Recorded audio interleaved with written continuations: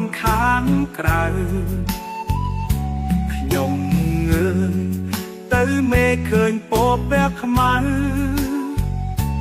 បែហេតុដូននេះហាក់មានដំបៅអូលែងរលួយស្ទើរសៃសងខាមេឃចាប់ផ្ដើមភ្លៀងហើយតើស្រន់ត្រានត្រាយអូននៅទីណាអូនមានដឹងអត់ថាបងឯកានឹងស្រង់ជីវ៉ាដែលធ្លាប់នៅក្បែរ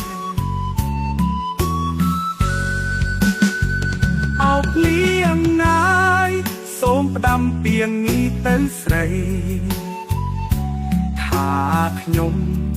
សែននឹកស្រណងអាឡ័យនឹកដល់ម្ចាស់ថ្លៃស្រមៃឃើញភាំងសូមស្រង់បាឡាំងនឹកឃើញបងផង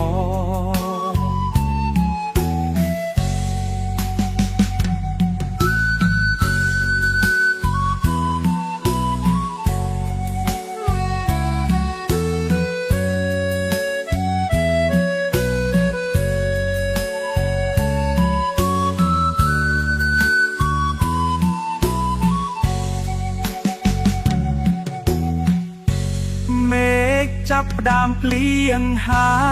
យតើស្រន់ត្រានត្រាយអូននៅទីណាអូនមានដឹងអត់ថាបងឯកានឹងស្រន់ជីវ៉ាដែលធ្លាប់នៅក្បែរអោបលៀងណាយសូមផ្ដាំពីងនេះទៅស្រីថាខ្ញុំសែននឹកស្រណងអាឡ័យនឹកដល់ម្ចាស់ថ្លៃស្រមៃឃើញភាំង